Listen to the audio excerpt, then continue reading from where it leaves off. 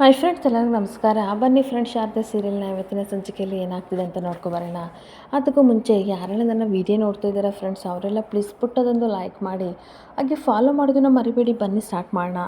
Friends, ಮೊದಲಿಗೆ ವಿಮಲನ ಹತ್ರ ಶಾರದಾ ನಡೆದ ಸ್ಟೋರಿ ಎಲ್ಲನೂ ಸಹ ಹೇಳ್ತಾ ಇರಬೇಕಾದ್ರೆ ವಿಮಲನದು ಸಿಕ್ಕಾಬಟ್ಟೆ ಕಣ್ಣೀರಾಗ್ತಿರುತ್ತೆ.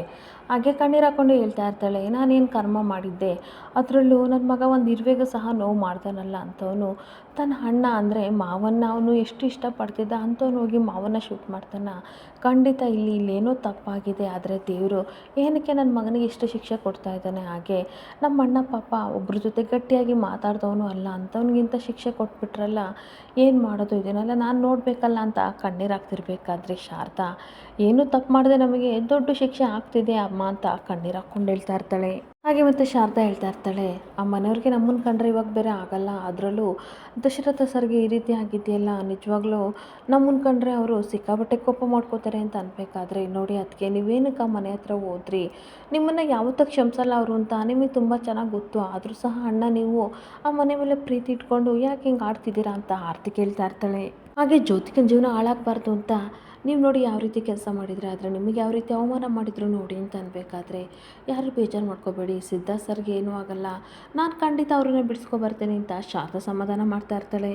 ಹಾಗೆ ಈ ರೀತಿ ನೀವು ಕಣ್ಣೀರು ಹಾಕೊಂಡು ಕೂತ್ಕೋಬೇಡಿ, ನೀವೆಲ್ಲ ಅಳ್ತಿದ್ದೀರಾ ಅಂತ ಗೊತ್ತಾದರೆ ಸರ್ಗೆ ಸಿಕ್ಕಾಬಟ್ಟೆ ಬೇಜಾರಾಗುತ್ತೆ, ಖಂಡಿತ ನಾನು ಅವ್ರನ್ನ ಬಿಡಿಸ್ಕೊಬರ್ತೀನಿ ಅಂತ ಶಾರದಾ ಹೇಳ್ತಾ ಇದ್ದರೆ, ಇಲ್ಲ ಶಾರದಾ, ನನ್ನ ಮಗನ ನಾನು ಇವಾಗಲೇ ನೋಡಬೇಕು, ಹಾಗೆ ನಮ್ಮ ಅಣ್ಣನೂ ನಾನು ನೋಡಬೇಕು, ಅವರಿಬ್ಬರೂ ನಾನು ಇವಾಗಲೇ ನೋಡಬೇಕು, ದಯವಿಟ್ಟು ಅಲ್ಲಿ ಕರ್ಕೊಂಡು ಹೋಗು ಅಂತ ಅನ್ಬೇಕಾದ್ರೆ, ಇಷ್ಟು ಸರಿ ರಾತ್ರಿಲಿ ಎಲ್ಲಿಗೆ ಅಂತ ಅವಳು ಕರ್ಕೊಂಡು ಹೋಗ್ತಾಳೆ ವಿಮಲಮ್ಮ ಅಂತ ಅನಸೂಯೆ ಕೇಳ್ತಾ ಇರ್ತಾಳೆ. ಹಾಗೆ ಆರ್ತಿನೂ ಸಹ, ನನಗೂ ಅಣ್ಣನ ಮಾವನ ನೋಡ್ಬೇಕಂತ ಆಸೆ ಇದೆ ಅಮ್ಮ, ಆದರೆ ಈ ರಾತ್ರಿಲಿ ಹೇಗೆ ತಾನೇ ಹೋಗೋಕ್ಕಾಗುತ್ತೆ ಅಂತಾಗ ಶಾರದಾ, ಬೇಜಾರು ಮಾಡ್ಕೋಬೇಡಿ, ಸಿದ್ಧಾರ್ಥ ಸರ್ ಯಾವ ಕಂಡೀಷನಲ್ಲಿದ್ದಾರೆ ಅಂತ ನನಗಂತೂ ಗೊತ್ತಿಲ್ಲ, ಅಲ್ಲಿ ನೋಡೋಕ್ಕೂ ಬಿಡಲ್ಲ, ಹಾಗೆ ಸರ್ ಹತ್ರ ಕರ್ಕೊಂಡು ಹೋಗೋಣ ಅಂತಂದರೆ ಅವ್ರು ಪರ್ಮಿಷನ್ ಕೊಡಲ್ಲ, ನಾನು ಲಾಯರ್ ಸರ್ನ ಕರ್ಕೊಂಡೋಗಿ ಎಲ್ಲ ಮಾತಾಡಿದ್ದೀನಿ, ಬೇಲ್ ಸಿಗುತ್ತೆ, ದಯವಿಟ್ಟು ಅಲ್ಲಿವರೆಗೂ ಸಮಾಧಾನ ಮಾಡ್ಕೊಳ್ಳಿ ಅಂತ ಹೇಳ್ತಾ ಇರ್ತಾಳೆ. ಅಷ್ಟೊತ್ತಿಗೆ ದೀಪು ಅಮ್ಮ ಅಮ್ಮ ಅಂತ ಕೂಕೊಂಡು ಬರ್ತಾ ಇರಬೇಕಾದ್ರೆ ಎಲ್ಲರೂ ಸೈಲೆಂಟಾಗಿ ಕಣ್ಣೀರು ಒರೆಸ್ಕೊತಿರ್ಬೇಕಾದ್ರೆ, ಅಮ್ಮ ಏನಕ್ಕೆ ಎಲ್ಲರೂ ಈ ರೀತಿ ಕೂತಿದ್ದೀರಾ, ಅಪ್ಪ ಎಲ್ಲಿ ಅಂತ ಕೇಳ್ತಿದ್ರೆ ಎಲ್ಲರಿಗೂ ಸ್ವಲ್ಪ ಆಶ್ಚರ್ಯ ಆಗ್ತಾ ಇರುತ್ತೆ. ಹಾಗೆ ಶಾರದಾ ಸೈಲೆಂಟಾಗಿ ಯಾರು ಹೇಳ್ಬೇಡಿ ಅಂತ ಕೈ ಸನ್ನೆ ಮಾಡ್ತಿರ್ಬೇಕಾದ್ರೆ ಅನಸೂಯ, ದೀಪು ಹೇಗಿದ್ರು ಮಲ್ಕೊಬಿಡ್ತಾಳೆ, ಊಟ ತೊಗೊಬರೋಣ, ಪಾಪ ಅವಳ ಮನಸ್ಸಿಗೆ ಯಾಕೆ ಬೇಜಾರು ಮಾಡೋದು, ಸಿದ್ಧಾರ್ಥ ಸರ್ ಬಗ್ಗೆ ಏನು ಹೇಳೋದು ಬೇಡ ಅಂತ ಊಟ ತರಕ್ಕೆ ಹೋಗ್ತಿರ್ಬೇಕಾದ್ರೆ, ಅಪ್ಪ ಎಲ್ಲಮ್ಮ ಅಂತ ಅಂದಾಗ ಶಾರದಾ ಅದು ಅಂತ ಹೇಳ್ತಿರ್ಬೇಕಾದ್ರೆ, ಸ್ನಾನಕ್ಕೆ ಹೋಗಿದ್ದಾರಾ, ರೆಸ್ಟೋರೆಂಟಿಂದ ಬಂದಮೇಲೆ ಅಪ್ಪ ಯಾವಾಗಲೂ ಸ್ನಾನಕ್ಕೆ ಹೋಗ್ತಾರಲ್ಲ, ಅಲ್ಲಿಗೆ ಹೋಗಿದ್ದಾರಾ ಅಂತ ಕೇಳ್ತಾ ಇರ್ತಾಳೆ. ಹಾಗೆ ಇನ್ನೊಂದು ಕಡೆ ಮನೆಯವರೆಲ್ಲರೂ ಸಹ ದಶರಥಗೋಸ್ಕರ ವೆಯ್ಟ್ ಮಾಡಿಕೊಂಡು ಹಾಸ್ಪಿಟ್ಲಲ್ಲಿ ಕೂತಿದ್ರೆ, ಈ ಕಡೆ ಜ್ಯೋತಿಕಾ ಯೋಚನೆ ಮಾಡ್ತಾ ಇರ್ತಾಳೆ, ಅಲ್ಲ ಕೊನೆಗೂ ಆ ಶಾರದಾ ಸುಂದರನ್ನು ಲಾಯರ್ನ ಹುಡ್ಕೊಂಡು ಬಂದಿದ್ದಾಳಂತೆ, ಅವನೇನಾದ್ರೂ ಸಹ ಇನ್ವೆಸ್ಟಿಗೇಷನ್ ಸ್ಟಾರ್ಟ್ ಮಾಡಿದರೆ ಕೇಸು ನಮ್ಮ ಬರುತ್ತೆ, ಆದಷ್ಟು ಬೇಗ ಈ ವಿಷಯನ ರೋಹನ್ಗೆ ತಿಳಿಸ್ಬೇಕು, ಆ ಲಾಯರ್ನ ನನ್ನ ಪರ ಮಾಡ್ಕೋಬೇಕು ಅಂತ ಯೋಚನೆ ಮಾಡ್ತಾ ಇರ್ತಾಳೆ. ಹಾಗೆ ಸ್ವಲ್ಪ ದೂರ ಹೋಗಿ ರೋಹನ್ ಜೊತೆ ಮಾತಾಡಿ ಎಲ್ಲ ವಿಷಯನೂ ಸಹ ಹೇಳ್ತಾ ಇರ್ತಾಳೆ. ಇನ್ನೊಂದು ಕಡೆ ಅನಸೂಯ ತಟ್ಟೆಗೆ ಊಟ ಹಾಕೋ ಬಂದುಬಿಟ್ಟು, ನಿನ್ಗೆ ಹಸಿವಾಗಿದೆಯಲ್ಲಮ್ಮ ದೀಪು, ಊಟ ಮಾಡಿ ಮಲಗ್ಬಾ ಅಂತ ಅನ್ಬೇಕಾದ್ರೆ, ಇದೇನಜ್ಜಿ ನಾನು ನಿಮ್ಮ ಹತ್ರ ಬಡಿಸ್ಕೊ ಬಂದಿದ್ದೀರಾ, ಎಲ್ಲರಿಗೂ ಬಡಿಸ್ರಿ, ಆರತಿ ಅಕ್ಕ ನಿಮಗೂ ಹಸಿವಾಗಿದೆ ಅಲ್ವಾ, ಎಲ್ಲರೂ ಬನ್ನಿ ಕೂತ್ಕೊಳ್ಳೋಣ, ಎಲ್ಲರೂ ಒಟ್ಟಿಗೆ ಊಟ ಮಾಡೋಣ, ಅಪ್ಪ ಸ್ಥಾನದಿಂದ ಬರೋಷ್ಟೊತ್ತಿಗೆ ಎಲ್ಲ ಊಟನೂ ಖಾಲಿ ಮಾಡೋಣ ಅಂತ ಹೇಳ್ಕೊಂಡು ಜೋರಾಗೆ ನಗಾಡ್ತಾ ಇರ್ತಾಳೆ. ಹಾಗೆ ಶಾರದನೂ ಸಹ ಹೇಳ್ತಾ ಇರ್ತಾಳೆ, ನೋಡಿ ವಿಮಲಮ್ಮ, ಟೈಮ್ ಆಗಿದೆ, ಊಟ ಟೈಮ್ ಬೇರೆ ಮೀರಿದೆ, ನೀವು ಟ್ಯಾಬ್ಲೆಟ್ ಬೇರೆ ತೊಗೋಬೇಕು, ಸ್ವಲ್ಪ ಊಟ ಮಾಡಿ ಊಟ ಹಾಕೋ ಬರ್ತೀನಿ ಅಂತ ಅಂದಾಗ, ನನಗೆ ಹಸಿವಿಲ್ಲ ಶಾರದಾ ಅಂತ ಅನ್ಬೇಕಾದ್ರೆ, ಇಲ್ಲಮ್ಮ ಸ್ವಲ್ಪನಾದರೂ ಊಟ ಮಾಡಿ ಅಂತ ಅಂದ್ಬಿಟ್ಟು, ನೋಡು ಪುಟಾಣಿ, ಅಜ್ಜಿ ಹತ್ರ ಕೈ ತುತ್ತಿಸ್ಕೊಂಡು ತಿನ್ನು, ನಾನು ಎಲ್ಲರಿಗೂ ಊಟ ತೊಗೊಬರ್ತೀನಿ ಅಂತ ಊಟ ತರಕ್ಕೆ ಅಂತ ಕಿಚನ್ಗೆ ಹೋಗ್ತಾ ಇದ್ದರೆ, ಈ ಕಡೆ ದೀಪು ಹೇಳ್ತಾ ಇರ್ತಾಳೆ, ಅಜ್ಜಿ ನನಗಿವತ್ತು ಯಾಕೆ ಕತೆ ಹೇಳ್ತೀರಾ ಅಂತ ವಿಮಲನ ಕೇಳ್ತಿರ್ಬೇಕಾದ್ರೆ, ನನಗೆ ಯಾಕೋ ತುಂಬ ಬೇಜಾರಲ್ಲಿದ್ದೀನಿ, ಹೇಳೋ ಮೂಡಿಲ್ಲಮ್ಮ ಅಂತ ಅನ್ಬೇಕಾದ್ರೆ, ಪರವಾಗಿಲ್ಲ ಬಿಡಿ, ಅಪ್ಪ ಬಂದಮೇಲೆ ಅಪ್ಪನ ಹತ್ರ ಕೇಳಿಸ್ಕೊಂಡು ಮಲ್ಕೋತೀನಿ ಅಂತ ಅಂದಾಗ ವಿಮಲ ಸಿಕ್ಕಾಪಟ್ಟೆ ಅವಳೊಳಗೆ ಕಣ್ಣೀರಾಗ್ತಾ ಇರ್ತಾಳೆ. ಹಾಗೆ ಇನ್ನೆಲ್ಲಿ ಬರ್ತಾನೆ ನಿಮ್ಮಪ್ಪ, ಜೈಲಲ್ಲಿದ್ದಾನೆ, ಆ ವಿಷಯನ ಯಾವ ರೀತಿ ಹೇಳಲಿ ಕಂದ ನಿನಗೆ ಅಂತ ಕಣ್ಣೀರಾಗ್ತಿರ್ಬೇಕಾದ್ರೆ ಶಾರದಾ ಊಟ ಬಂದುಬಿಟ್ಟು ಆರತಿ ಕೊಡ್ತಾ ಇರ್ತಾಳೆ. ಅದಕ್ಕೆ ನನಗೆ ಬೇಡ ಅಂತ ಅಂದಾಗ, ಸುಮ್ಮನೆ ಊಟ ಮಾಡು ಅಂತ ಹೇಳ್ಬಿಟ್ಟು, ಅಮ್ಮ ದಯವಿಟ್ಟು ಊಟ ಮಾಡಿ, ನೀವು ಊಟ ಮಾಡಲಿಲ್ಲ ಅಂತಂದರೆ ನಾನು ಊಟ ಮಾಡಲ್ಲ, ನಾನು ಊಟ ಮಾಡ್ದಲ್ಲಿ ಉಪವಾಸ ಇದ್ದರೆ ನಿಮ್ಮ ಮಗನ ಜೈಲಿಂದ ಯಾವ ರೀತಿ ಬಿಡಿಸೋದು, ಅವ್ರನ್ನ ಬಿಡ್ಸೋಕ್ಕಾದ್ರೂ ನನಗೆ ಶಕ್ತಿ ಬೇಕಲ್ವಾ ಅಂತ ಅಂದಾಗ ವಿಮಲ ಸಿಕ್ಕಾಬಟ್ಟೆ ಕಣ್ಣೀರಾಗ್ತಾ ಇರ್ತಾಳೆ. ಅಷ್ಟೊತ್ತಿಗೆ ದೀಪ ಹೇಳ್ತಾ ಇರ್ತಾಳೆ, ಯಾರಾದರೂ ಊಟ ಬಿಟ್ಟರೆ ಖಂಡಿತ ನಾನು ಊಟ ಮಾಡಲ್ಲ, ಅಷ್ಟಕ್ಕೆ ಏನಕ್ಕೆಲ್ಲ ಬೇಜಾರಾಗಿ ಸಪ್ಪಗೆ ಕೂತಿದ್ದೀರಾ ಅಂತ ಅನ್ಬೇಕಾದ್ರೆ, ಏನಿಲ್ಲ ಪುಟಾಣಿ, ಹಾಗೆ ಏನು ಯೋಚನೆ ಮಾಡ್ತಾಯಿದ್ರು ಅಷ್ಟೇ, ಬೇಜಾರು ಮಾಡ್ಕೋಬೇಡ, ನೀನು ಊಟ ಮಾಡು, ನಾನು ಹೋಗಿ ನನಗೂ ಸಹ ಊಟ ತೊಗೊಬರ್ತೀನಿ ಅಂತ ಶಾರದಾ ಹೋಗ್ತಾ ಇರ್ತಾಳೆ. ಹಾಗೆ ಶಾರದಾ ತಟ್ಟೆಗೆ ಊಟನ ಹಾಕೋ ಬಂದುಬಿಟ್ಟು ಯೋಚನೆ ಮಾಡ್ತಾ ಇರ್ತಾಳೆ, ಪಾಪ ನಾನು ಹೇಗಿಲ್ಲಿ ಊಟ ಮಾಡಲಿ, ಇದಕ್ಕೆಲ್ಲ ಕಾರಣ ನಾನೇ ಆಗಿಬಿಟ್ಟೆ. ಸಿದ್ಧ ಸರ್ ಜೈಲಲ್ಲಿದ್ದಾರೆ, ಅವರಲ್ಲಿ ಏನು ಮಾಡ್ತಿದ್ದಾರೋ ಏನೋ ನನಗಂತೂ ಒಂದು ಗೊತ್ತಾಗ್ತಾ ಇಲ್ಲ. ನಾನು ಯಾಕಾದರೂ ಗಂದು ಹಿಡ್ಕೊಂಡು ಇವತ್ತು ಸರಿಗೆ ನನ್ನಿಂದಲೇ ಪರಿಸ್ಥಿತಿ ಬಂದಿದ್ದಂತ ಕಣ್ಣೀರು ಹಾಕ್ತಿದ್ರೆ, ಇನ್ನೊಂದು ಕಡೆ ಸಿದ್ದನು ಸಹ ಯೋಚನೆ ಮಾಡ್ತಾ ಇರ್ತಾನೆ. ಅಷ್ಟೊತ್ತಿಗೆ ಪೊಲೀಸೆಲ್ಲರೂ ಸಹ 4 ಪ್ಲೇಟ್ ತಟ್ಟೆನೇ ಊಟ ತೊಗೊಬಂದ್ಬಿಟ್ಟು ಅಲ್ಲೊಳಗಡೆ ಇರೋ ಕೈದಿಗೆಲ್ಲ ಊಟ ಕೊಟ್ಟು ಸಿದ್ದಿಗೂ ಕೊಟ್ಟು ಹೋಗ್ತಾ ಇರಬೇಕಾದ್ರೆ, ಸಿದ್ದು ತಟ್ಟೆಲಿ ಊಟ ಇಟ್ಕೊಂಡು ಯೋಚನೆ ಮಾಡ್ತಾ ಇರ್ತಾನೆ. ನನಗೆ ಊಟ ಮಾಡೋ ಮನಸ್ಸಿಲ್ಲ, ಆದರೆ ಏನು ಮಾಡಲಿ, ಊಟ ಮಾಡಲೇಬೇಕು. ನನ್ನನ್ನು ನಾನು ನಿರಪರಾಧಿಯಿಂದ ಪ್ರೂವ್ ಮಾಡ್ಕೊಳ್ಳೋಕ್ಕೋಸ್ಕರ ನಾನು ಊಟ ಮಾಡಬೇಕು, ಇಲ್ಲಾಂದರೆ ಈ ರೀತಿ ಅಳ್ತಾ ಕೂತ್ಕೊಂಡ್ರೆ ಆಗಲ್ಲ. ಅಷ್ಟಕ್ಕೂ ಮನಸ್ಸೇನು ಊಟ ಕೇಳಲ್ಲ, ಹೊಟ್ಟೆ ತಾನೇ ಕೇಳೋದು ಅಂತ ಊಟ ಮಾಡೋಕ್ಕೆ ಅಂತ ಹೋಗ್ತಿರ್ಬೇಕಾದ್ರೆ, ಅಲ್ಲಿರೋ ರೌಡಿ ಸಿದ್ದು ಕೈಯಿಂದ ತಟ್ಟೆಯಲ್ಲಿರೋ ಅನ್ನನ ಕಿತ್ಕೊಂಡು ತನ್ನ ತಟ್ಟೆಗೆ ಸುರ್ಕೊಂಡು ಖಾಲಿ ತಟ್ಟೆನ ಕೊಡ್ತಾ ಇರ್ತಾನೆ. ಹಾಗೆ ತಟ್ಟೆನ ಕೊಟ್ಟು ನಗಾಡ್ಕೊಂಡು ಹೇಳ್ತಾ ಇರ್ತಾನೆ. ಖುಷಿಯಿಂದ ಅವನು ಊಟ ಮಾಡ್ತಿರ್ಬೇಕಾದ್ರೆ, ಏನು ನನ್ನನ್ನು ಗುರಾಯಿಸ್ತಾ ಇದೆಯಾ, ಇಲ್ಲಿ ನಾನು ಹೇಳಿದೆ ನಡಿಬೇಕು, ತಗ್ಗಿ ಬಗ್ಗಿ ನಡೆಯೋದನ್ನ ಕಲ್ತ್ಕೊಂಡಾಗ ಇನ್ನೊಬ್ಬ ರೌಡಿ ಅವನಲ್ಲಿ ತಗ್ಗಿ ಬಗ್ಗಿ ನಡೀತಾನೆ, ನಾವೇ ತಗ್ಗಿ ಬಗ್ಗಿ ನಡೆಸಬೇಕು ಅಂತ ನಗಾಡ್ಕೊಂಡು ಹೇಳ್ತಿರ್ಬೇಕಾದ್ರೆ, ಇನ್ನೊಬ್ಬರು ತಟ್ಟೆಲಿರೋ ಅನ್ನನ ಕಿತ್ಕೊಂಡು ತಿಂತೀಯಲ್ಲ, ನಿನಗೇನು ಸಿಗುತ್ತೆ ಅಂತ ಅನ್ಬೇಕಾದ್ರೆ, ಸಂತೋಷ ಸಂತೋಷ ಸಿಗುತ್ತೆ ಅಂತ ಖುಷಿಯಿಂದ ಹೇಳ್ತಾ ಇದ್ರೆ, ಸಿದ್ದುಗಂತೂ ಸಿಕ್ಕಾಬಟ್ಟೆ ಕೋಪ ಬರ್ತಾ ಇರುತ್ತೆ. ಹಾಗೆ ಮತ್ತೆ ರೌಡಿಗಳೆಲ್ಲ ಟೀಸ್ ಮಾಡ್ಕೊಂಡು ನಗಾಡ್ತಾ ಇರ್ತಾರೆ.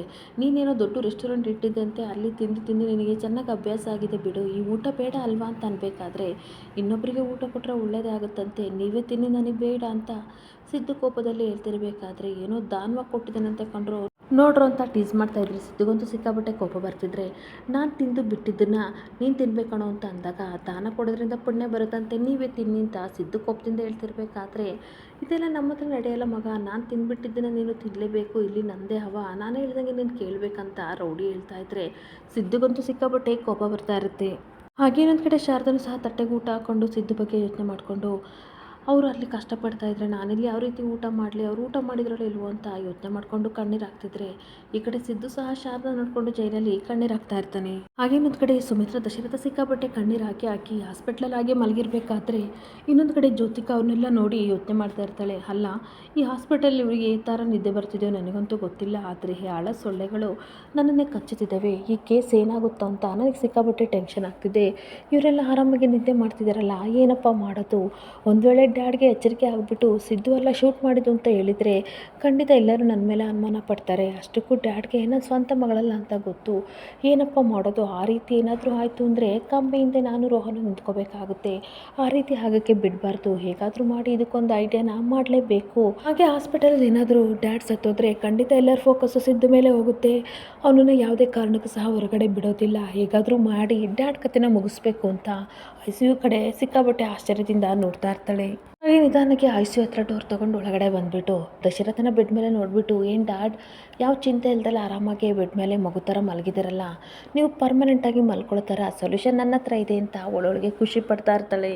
ಹಾಗೆ ವಾಟ್ ಡ್ಯಾಡ್, ನಿಮಗೊಂದು ವಿಷಯ ಗೊತ್ತಾ, ಈ ಕೇಸಲ್ಲಿ ಶಾರದಾ ಮತ್ತು ಸಿದ್ದು ನೆಪ ಮಾತ್ರ, ಆದರೆ ಸೂತ್ರಧಾರಿ ಈ ಸೋಕಾಳ್ ನಿಮ್ಮ ಮಗಳು ಅಂತ ಹೇಳ್ಕೊಂಡು ಖುಷಿ ಪಡ್ತಾ ಇರ್ತಾಳೆ. ಅಂದರೆ ಈ ನಿಮ್ಮ ಮಗಳನ್ನೇ ಸೂತ್ರಧಾರಿ ಅಂತ ಅಂದ್ಬಿಟ್ಟು ನಾನು ಸೇಫ್ ಆಗಬೇಕು ಅಂತ ಅಂದರೆ ನೀವು ಸೇಫಾಗಿ ಆ ಶಿವನ ಪದನ ಸೇರ್ಲೇಬೇಕು ಡ್ಯಾಡ್ ಅಂತ ಹೇಳ್ಬಿಟ್ಟು, ದಶರಥನಿಗೆ ಹಾಕ್ಸಿರೋ ಆಕ್ಸಿಜನ್ ಮಾರ್ಕ್ಸ್ನ ತೆಗೆದ ತಕ್ಷಣ ಅವನು ಸಿಕ್ಕಾಪಟ್ಟೆ ಉಸಿರುಗಾಡ್ತಾ ಇರ್ತಾನೆ. ಹಾಗೆ ಜ್ಯೋತಿಕನ ನೋಡಿಬಿಟ್ಟು, ಜೋ ಏನು ಮಾಡ್ತಿದ್ಯಾ ಅಂತ ಅನ್ಬೇಕಾದ್ರೆ, ಬಾಯ್ ಡ್ಯಾಡ್ ಬಾಯ್ ಹ್ಯಾಪಿ ಜರ್ನಿ ಅಂತ ತಕ್ಷಣ 1-2 ಸೆಕೆಂಡಿಗೆ ದಶರಥ ಸತ್ತೇ ಹೋಗ್ಬಿಡ್ತಾನೆ. ಅದನ್ನು ನೋಡಿ ಜ್ಯೋತಿಕಾ ಸಿಕ್ಕಾಪಟ್ಟೆ ನಗಾಡ್ತಾ ಇರಬೇಕಾದ್ರೆ, ಈ ಕಡೆ ಮನೆಯವ್ರಿಗೆಲ್ಲರಿಗೂ ಸಹ ಎಚ್ಚರ ಆಗುತ್ತೆ. ಈ ಕಡೆ ಸುಮಿತ್ರಾ ತಾತ ಎಲ್ಲರೂ ಎಚ್ಚರವಾಗಿ ನೋಡ್ತಾ ಇದ್ರೆ, ಜ್ಯೋತಿಕಾ ಇಷ್ಟೊತ್ತರೆಗೂ ಸಹ ಕನಸು ಕಾಣ್ತಾ ನಗಾಡ್ತಾ ಇರ್ತಾಳೆ. ಹಾಗೆ ಏನಾಯ್ತು ಗೋಲ್ಡಿ, ಯಾಕೆ ಹಿಂಗೆ ನಗಾಡ್ತಿದ್ಯಾ ಅಂತ ಪಾರಿಜಾತ ಕೇಳ್ತಿರ್ಬೇಕಾದ್ರೆ, ಕಂದ ಏನಾದ್ರು ಕೆಟ್ಟ ಕನಸು ಬಿದ್ದ, ಏನಕ್ಕೆ ನಗಾಡ್ತಿದ್ಯಾ ಅಂತ ಅಂದಾಗ ಅವಳಿಗೆ ಎಚ್ಚರಿಕೆ ಆಗಿಬಿಟ್ಟು ಶಾಕಾಗಿ ಎಲ್ಲನೂ ನೋಡ್ತಾ ಇರ್ತಾಳೆ. ಹಾಗೆ ನಾಟಕ ಮಾಡಿಕೊಂಡು ಅಮ್ಮ ನಗು ಮಾಡಿಕೊಂಡು ಕಣ್ಣೀರು ಹಾಕ್ತಾ ಇರಬೇಕಾದ್ರೆ, ಏನೋ ಕೆಟ್ಟ ಕನಸು ಬಿದ್ದಿದೆ ಅದಕ್ಕೆ ಹಿಂಗೆ ಆಡ್ತಿದ್ದೆ ಮಗಳೇ ಅಂತ ಅಂದಾಗ, ನಮ್ಮ ಡ್ಯಾಡ್ಗೆ ಯಾಕೆ ಈ ರೀತಿ ಆಗ್ತಿದೆ, ಈ ರೀತಿ ಪರಿಸ್ಥಿತಿಲಿ, ಈ ರೀತಿ ಹಾಸ್ಪಿಟ್ಲಿನ ಪರಿಸ್ಥಿತಿಲಿ ನನಗೆ ಡ್ಯಾಡ್ನ ನೋಡೋಕ್ಕಾಗ್ತಿಲ್ಲ ಮಮ್ಮ, ನನ್ನ ಕೈಲಂತೂ ತಡ್ಕೊಳಕ್ಕಾಗ್ತಿಲ್ಲ. ದೇವ್ರೆ, ನಮ್ಮ ಡ್ಯಾಡ್ಗೆ ಹಾಗೆ ಇಂಥ ಪರಿಸ್ಥಿತಿ ಕೊಟ್ಟಿದೆಯಾ, ದಯವಿಟ್ಟು ಅವರನ್ನು ಹುಷಾರು ಮಾಡು ಅಂತ ನಾಟಕ ಮಾಡ್ತಾಯಿದ್ರೆ, ತಾತ ಇವಳು ಆಡ್ತಿರೋದೆಲ್ಲ ನಿಜ ಅಂತ ಕಣ್ಣೀರು ಹಾಕ್ತಾ ಇರ್ತಾರೆ. ಇನ್ನೊಂದು ಕಡೆ ಪಾರಿಜಾತ ಹೇಳ್ತಾ ಇರ್ತಾಳೆ, ಪಾಪ ಮಗು ಅಪ್ಪನ ತುಂಬ ಹಚ್ಕೊಂಡಿದ್ಲು, ಹಂಗಾಗಿ ಈ ರೀತಿ ಕುಗ್ಗೋಗ್ಬಿಟ್ಟಿದ್ದಾಳೆ, ಏನು ಮಾಡಬೇಕು ಅಂತ ಗೊತ್ತಾಗ್ದಲ್ಲ ಈ ರೀತಿ ಆಡ್ತಾ ಇದ್ದಾಳೆ ಅಂತ ನಾಟಕ ಮಾಡ್ತಾ ಇರಬೇಕಾದ್ರೆ, ಬೇಜಾರು ಮಾಡ್ಕೋಬೇಡ ಕಣಮ್ಮ, ಅವನ ಅಪ್ಪ ನಾನೇ ಗಟ್ಟಿಯಾಗಿದ್ದೀನಿ, ಅವನಿಗೇನು ಆಗೋಕ್ಕೆ ನಾನು ಬಿಡಲ್ಲ, ಖಂಡಿತ ಹುಷಾರು ಮಾಡಿಕೊಂಡು ದಶರಥನ ಮನೆಗೆ ಕರ್ಕೊಂಡು ಹೋಗೋಣ, ಇವಾಗ ಸಮಾಧಾನ ಮಾಡ್ಕೋ ಸುಮಿತ್ರ, ಸ್ವಲ್ಪ ಅವಳಿಗೆ ನೀರು ಕೊಡು, ನೀರು ಕುಡಿಸು ಅಂತ ಹೇಳ್ತಾ ಇರ್ತಾನೆ. ಹಾಗೆ ನೀರು ಕುಡಿಸಿ ಸಮಾಧಾನ ಮಾಡ್ಕೊಬಿಟ್ಟ ಅಂತ ಅನ್ಬೇಕಾದ್ರೆ ನಿಜವಾಗ್ಲೂ ಇವಳು ಇಷ್ಟೊತ್ತರ ಎದುರ್ಕೊಂಡಿದ್ದಾಳ, ನಾಟಕ ಮಾಡ್ತಿದ್ದಾಳ ಅಂತ ಪಾರಿಜಾತ ಯೋಚನೆ ಮಾಡ್ತಿದ್ರೆ ಸುಮಿತ್ರಾ ಕಣ್ಣೀರು ಹಾಕ್ಕೊಂಡು ಹೇಳ್ತಾ ಇರ್ತಾಳೆ, ಇಷ್ಟು ವರ್ಷದಿಂದ ದೇವರಿಗೆ ಭಕ್ತಿ ಶ್ರದ್ಧೆಯಿಂದ ನಾನು ಪೂಜೆ ಮಾಡಿದ್ದೀನಿ ಕಂದ, ಅವ್ರಿಗೇನೂ ಆಗಲ್ಲ. ಒಂದು ವೇಳೆ ಏನಾದರೂ ಆ ದೇವರು ನನ್ನನ್ನು ಕೈಬಿಟ್ರೆ ಇನ್ಯಾವತ್ತೂ ಸಹ ಅವ್ರಿಗೆ ನಾನು ಪೂಜೆನೇ ಮಾಡಲ್ಲ ಅಂತ ಕಣ್ಣೀರು ಹಾಕ್ಕೊಂಡು ಹೇಳ್ತಾ ಇರ್ತಾಳೆ. ಹಾಗೆ ಮತ್ತೆ ಸುಮಿತ್ರಾ ಹೇಳ್ತಾ ಇರ್ತಾಳೆ, ಖಂಡಿತ ಆದರೆ ನನಗೆ ನಂಬಿಕೆ ಇದೆ, ನಾನು ನಂಬಿರೋ ದೈವ ನಮ್ಮನ್ನು ಕಾಪಾಡ್ತಾನೆ, ನನ್ನ ಮಾಂಗಲ್ಯ ಉಳಿಸ್ಕೊಡ್ತಾನೆ, ನನ್ನ ನಂಬಿಕೆ ನನಗಿದೆ ಅಂತ ಅನ್ಬೇಕಾದ್ರೆ ತಾತನೂ ಸಹ ಹೇಳ್ತಾ ಇರ್ತಾರೆ, ದಿನವಿಡೀ ನೀನು ಅದ್ರ ಬಗ್ಗೆ ಯೋಚನೆ ಮಾಡ್ತಿದ್ದೀಯಲ್ಲ, ಅದಕ್ಕೆ ಕೆಟ್ಟ ಕನಸು ಬಿದ್ದಿದೆ.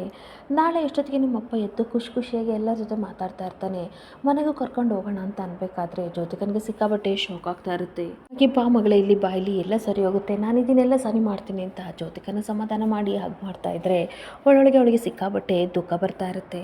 ಹಾಗೆ ಇನ್ನೊಂದು ಕಡೆ ಬೆಳಗಾದ ತಕ್ಷಣ ಶಾರದಾ ಸಿದ್ದುನ ನೋಡೋಕ್ಕಿಂತ ಪೊಲೀಸ್ ಸ್ಟೇಷನ್ಗೆ ಹೊರಟೋಗ್ತಿರ್ಬೇಕಾದ್ರೆ ವಿಮಲನ ಹತ್ರ ಮಾತಾಡೋಕ್ಕೆ ಅಂತ ಬರ್ತಾ ಇರ್ತಾಳೆ. ಅಮ್ಮ ನಾನು ಹೋಗ್ಬಿಟ್ಟು ಬರ್ತೀನಿ, ಲಾಯರ್ನ ಮೀಟ್ ಮಾಡ್ಕೊ ಬರ್ತೀನಿ ಅಂತ ಹೇಳ್ತಿರ್ಬೇಕಾದ್ರೆ ಅಷ್ಟೊತ್ತಿಗೆ ದೀಪು ಬಂದು, ಅಮ್ಮ ಎಲ್ಲಿಗೆ ಹೊರಟಿದ್ದೀರಾ, ಅಪ್ಪ ಎಲ್ಲಿ ಅಂತ ಕೇಳಬೇಕಾದ್ರೆ ಅದು ಅಪ್ಪ ಏನೋ ರೆಸ್ಟೋರೆಂಟ್ ಕೆಲಸದ ವಿಷಯಕ್ಕೆ ಮುಂಬೈಗೆ ಹೋಗಿದ್ದಾರೆ ಅಂತ ಹೇಳ್ತಾ ಇರ್ತಾಳೆ. ಅಲ್ಲಿಗೆ ಏನಕ್ಕೆ ಹೋಗಿದ್ದಾರೆ ಅಂತ ಅಂದಾಗ ಅದೇ ಸಮಯಕ್ಕೆ ಆರತಿ ಹೇಳ್ತಾ ಇರ್ತಾಳೆ, ಏನೋ ಇಂಪಾರ್ಟೆಂಟ್ ಮೀಟಿಂಗ್ ಅದು ಇದು ಇರುತ್ತಂತೆ ಅಪ್ಪ, ಅದಕ್ಕೆ ನೋಡೋಕೆ ಹೋಗಿದ್ದಾರೆ ದೀಪು ಅಂತ ಅಂದಾಗ, ನನಗೆ ಒಂದು ಮಾತು ಹೇಳ್ದಲ್ಲೇ ಹೋಗಿದ್ದಾರೆ ನೋಡಿ ಅಕ್ಕ, ಅಟ್ಲೀಸ್ಟ್ ಒಂದು ಫೋನ್ ಮಾಡ್ಬೋದಿತ್ತಲ್ವ ಅಂತ ಸಿಕ್ಕಾಪಟ್ಟೆ ಕೋಪ ಮಾಡಿಕೊಂಡು, ಇವಾಗೇನು ಅಪ್ಪನಿಗೆ ಕಾಲ್ ಮಾಡಿಕೊಡ್ತೀರೋ ಇಲ್ವೋ, ನೀವೇನಾದರೂ ಕಾಲ್ ಮಾಡಲಿಲ್ಲ ಅಂತ ಅಂದರೆ ಅಪ್ಪನಿಗೆ ನನ್ನ ಮೇಲೆ ಪ್ರೀತಿನೇ ಇಲ್ಲ ಬಿಡಿ ಅಂತ ಅನ್ಬೇಕಾದ್ರೆ ಬೇಜಾರು ಮಾಡ್ಕೋಬೇಡ, ಆ ರೀತಿ ಎಲ್ಲ ತಪ್ಪಾಗಿ ತಿಳ್ಕೊಬೇಡ, ಅಪ್ಪನಿಗೆ ನಿನ್ನ ಮೇಲೆ ತುಂಬ ಪ್ರೀತಿ ಇದೆ ಅಂತ ವಿಮಲ ಹೇಳ್ಬಿಟ್ಟು ಶಾರದಾ ಕಡೆ ಕಣ್ಸನ್ನೆ ಮಾಡ್ತಾ ಇರಬೇಕಾದ್ರೆ ಶಾರದಾ ಫೋನ್ ಮಾಡೋಕ್ಕೆ ಟ್ರೈ ಮಾಡ್ತಾ ಇರ್ತಾಳೆ. ಹಾಗೆ ಶಾರದಾ ಸುಮ್ಮನೆ ಫೋನ್ ಮಾಡೋ ರೀತಿ ಮಾಡ್ತಾ ಇರಬೇಕಾದ್ರೆ ನೋಡು ಪುಟಾಣಿ ಸ್ವಿಚ್ ಆಫ್ ಬರ್ತಾ ಇದೆ, ಅಲ್ಲಿ ನೆಟ್ವರ್ಕ್ ಇದೆಯೋ ಇಲ್ವೋ ಗೊತ್ತಿಲ್ಲ ಅಂದಾಗ, ಇಲ್ಲ ನಾನು ಅಪ್ಪನ ಜೊತೆ ಮಾತಾಡಲೇಬೇಕು, ನನಗೆ ಸಿಕ್ಕಾಬಟ್ಟೆ ಕೋಪ ಬರ್ತಿದೆ, ಇಲ್ಲಾಂದರೆ ನಾನು ನಿಮ್ಮ ಯಾರ ಜೊತೆನೂ ಮಾತಾಡಲ್ಲ, ಇವತ್ತು ಅಪ್ಪ ರೆಸ್ಟೋರೆಂಟಿಗೆ ಕರ್ಕೊಂಡು ಹೋಗ್ತೀನಿ, ಹಾಗೆ ಡ್ರಾಯಿಂಗ್ ಮಾಡೋಕ್ಕೆ ಹೆಲ್ಪ್ ಮಾಡ್ತೀನಿ ಅಂತ ಹೇಳಿದರು, ಹೊಸ ಫ್ರಾಕ್ ಬೇರೆ ಕೊಡಿಸ್ತೀನಿ ಅಂತ ಹೇಳಿದರು ಅಂತ ಕೋಪದಿಂದ ಇರಬೇಕಾದ್ರೆ ಅನುಸೂಯ, ಬಾ ಬಂಗಾರಿ ನಾನು ಇದನ್ನು ಆಟ ಆಡೋಕ್ಕೆ ಕರ್ಕೊಂಡು ಹೋಗ್ತೀನಿ, ಈ ರೀತಿ ಹಠ ಮಾಡಬೇಡ ಅಂತ ಅನ್ಬೇಕಾದ್ರೆ, ಇಲ್ಲ ನಾನು ಯಾರ ಜೊತೆ ಮಾತಾಡಲ್ಲ ಅಂತ ಹಠ ಮಾಡ್ತಾ ಇರ್ತಾಳೆ. ಹಾಗೆ ಅನುಸೂಯ ದೀಪಕ್ಕೆ ಸಮಾಧಾನ ಮಾಡ್ತಾ ಇರ್ತಾಳೆ, ಜೀವನ ಅನ್ನೋದು ತುಂಬ ದೊಡ್ಡದು, ಎಲ್ಲನೂ ಚೆನ್ನಾಗಿ ಇಟ್ಕೋಬೇಕಲ್ವ ಅಪ್ಪ, ಅವ್ರಿಗೆ ಅವ್ರದ್ದೇ ಆದ ಜವಾಬ್ದಾರಿ ಇರುತ್ತೆ, ನಿನ್ನನ್ನು ಅಮ್ಮನ ಚೆನ್ನಾಗಿ ನೋಡ್ಕೋಬೇಕು, ಹಾಗೆ ಆರತಿ ಅಕ್ಕನ, ಅನುಸೂಯ ಅಜ್ಜಿನ, ಹಾಗೆ ವಿಮಲತಿನೆಲ್ಲ ನೋಡ್ಕೋಬೇಕಲ್ವ, ಅದಕ್ಕೆ ಕೆಲವು ಜವಾಬ್ದಾರಿಗಳಿದೆ, ಹಂಗಾಗಿ ಅದನ್ನೆಲ್ಲ ನಿಭಾಯಿಸೋಕ್ಕೆ ದುಡ್ಡು ಬೇಕಲ್ವ, ಅದಕ್ಕೆ ಅವರು ಮುಂಬೈಲಿ ಏನೋ ಕೆಲಸದ ಮೇಲೆ ಹೋಗಿದ್ದಾರೆ, ಅದನ್ನೆಲ್ಲ ಮುಗಿಸ್ಕೊಂಡು ಇಲ್ಲಿಗೆ ತಾನೇ ಬರೋದು, ಅಲ್ಲಿವರೆಗೂ ನಾವು ಆಟ ಆಡ್ಕೊಬರೋಣ ಬಾ ಅಂತ ದೀಪನ ಕರ್ಕೊಂಡು ಹೋಗ್ತಿರ್ಬೇಕಾದ್ರೆ ವಿಮಲ ಹೇಳ್ತಾ ಇರ್ತಾಳೆ, ನೋಡಮ್ಮ ಶಾರದಾ, ಮಕ್ಕಳ ಮನಸ್ಸು ತುಂಬ ಸೂಕ್ಷ್ಮ, ಇದೆಲ್ಲ ಅವ್ರಿಗೆ ಅರ್ಥ ಆಗ್ದಲೇ ಇರ್ಬೋದು, ಆದರೆ ಈ ಸುಳ್ಳು ಹೇಳಿದರೆ ಖಂಡಿತ ಮಗು ಅದನ್ನೆಲ್ಲ ಅರ್ಗಿಸ್ಕೊಳ್ಳಲ್ಲ ಅಂತ ಅಂದಾಗ, ಯಾವ ಬಾಯಲ್ಲಿ ಸತ್ಯನೇ ಹೇಳಿ, ಅವ್ರ ಅಪ್ಪನ ಪೊಲೀಸ್ ಅರೆಸ್ಟ್ ಮಾಡಿದ್ದಾರೆ ಅಂತ ಯಾವ ಬಾಯಲ್ಲಿ ಹೇಳಿ ಅಂತ ಅಂದಾಗ, ನೋಡಮ್ಮ ನನ್ನ ಮಗನ ವ್ಯಕ್ತಿತ್ವ ಎಂಥದ್ದಂತ ನನಗೆ ತುಂಬ ಚೆನ್ನಾಗಿ ಗೊತ್ತು, ಹಾಗೆ ಅವ್ನ ಗುಣನೇ ಎಂಥದ್ದಂತ ಗೊತ್ತು, ನೀನು ಹೆಂಡತಿಯಾಗಿ ಸಿಕ್ಕಿರೋದು ಅವನ ಅದೃಷ್ಟ, ಯಾವ ಜನ್ಮದ ಪುಣ್ಯ ಮಾಡಿದ್ನೋ ಏನು ಅಂತ ಕಣ್ಣೀರು ಹಾಕ್ಕೊಂಡು ವಿಮಲ ಹೇಳ್ತಾ ಇರ್ತಾಳೆ. ಹಾಗೆ ವಿಮಲ ಮಾತು ಕೇಳ್ಕೊಂಡು ಕಣ್ಣೀರು ಹಾಕ್ಕೊಂಡು ಶಾರದಾ ಅಲ್ಲೇ ನಿಂತ್ಕೋತಾಳೆ. ಇಲ್ಲಿಗೆ ಸಂಜೆಗೆ ಎಂಡ್ ಆಗ್ತಿದೆ. Thank you for the watching friends.